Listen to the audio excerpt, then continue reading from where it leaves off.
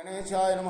శ్రీ సరస్వతి నమ. శ్రీ గురుభ్యో నమ. మిత్రారా, సత్సంగంలో భాగంగా ఇప్పుడు మనం భాగవత మహాపురాణం నుండి కొంత భాగం చెప్పుకుందాం. నిన్నటి వరకు మనం 8 స్కందాలు పూర్తి చేసి 9వ స్కందాన్ని 84 భాగాలుగా చెప్పుకున్నాం. ఈ రోజున 85వ భాగం చెప్పుకుందాం. చెప్పుకునే ముందు వ్యాసభగవాన్ని ప్రార్థన చేసుకుందాం. వ్యాసాయ విష్ణురూపాయ వ్యాసరూపాయ విష్ణవే నమో వై బ్రహ్మణదే వాసిష్ఠాయ నమో నమ.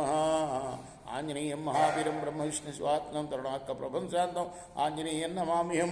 సదా నింబవృక్షస్య మూలాధివాసాత్ సుధాశ్రావిణం తిక్తమప్యప్రియంతం తరుం కల్పవృక్షాధికం సాధయంతము నమామీశ్వరం సద్గురుం సాయినాథం. సద్గురు సాయినాథ్ మహారాజ్కి జై.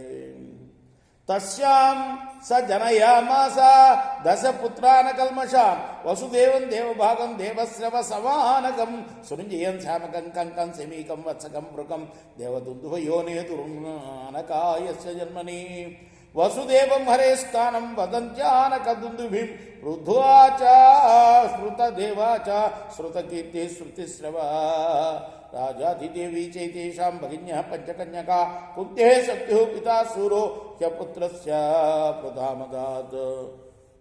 సూర్యుడి వల్ల మహర్షి యందు 10 మంది పుత్రులు జన్మించారు. వాళ్ళ పేర్లే వసుదేవుడు, దేవభాగుడు, దేవశ్రవసుడు, ఆనకుడు, సృంజయుడు, శ్యామకుడు, కంకుడు, శమీకుడు, వత్సకుడు, వృకుడు. వీరందరూ కూడా పుణ్యపురుషులు.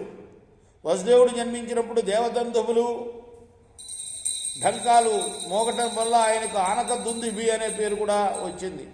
అవతార పురుషుడైన శ్రీకృష్ణుడికి తల్లిదండ్రులైన దేవకి వసుదేవులు ధన్యాత్ములు.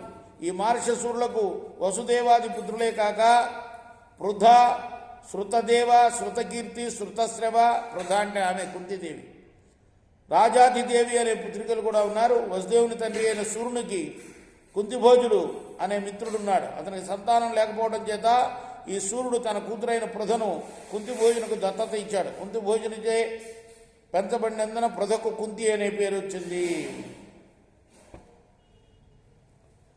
సాపదుర్వాససో విద్యాం దేవహూతిం ప్రతోషిత తస్యా వీర్య పరీక్షార్థం ఆజువావరమిన్సుచిం తదైవోపాగతం దేవం వీక్ష స్మితమానసా ప్రత్యయార్థం ప్రయుక్తాయ యాహి దేవ క్షమస్వమే అమోఘం దర్శనం దేవి ఆదిత్యేత్వైకాత్మజం యోనిర్యథాన దుశ్యేత కర్తాహంతే సుమంజమే ఇది తస్యాం స ఆధాయ గర్భం సూర్యో దివంగత సద్య కుమార సంజజ్ఞే ద్వితీయ ఇవ భాస్కర తం సాత్య జన్నతీతో యో కృష్ణాల్లోకస్య విభ్యతి ప్రపితామహస్తాముహ పాండుర్వై సత్యవిక్రమ. కుంతీదేవి సేవలకు సంతుష్టుడైన దుర్వాస మహాముని ఆమెకి దేవహూతి అనే పవిత్ర విద్యను మంత్రాన్ని ఉపదేశించాడు. ఒకనాడు కుంతీదేవి ఆ మంత్ర ప్రభావాన్ని పరీక్షించడం కోసం పరమ పవిత్రుడైన సూర్య భగవాను ఆహ్వానించింది. వెంటనే సూర్యనారాయణుడు ఆ ముందు నిలిచాడు. అప్పుడు ఆమె ఎంతో ఆశ్చర్యపడుతూ, స్వామి, నా మంత్రశక్తిని తెలుసుకుంటకై దాన్ని స్మరించాను.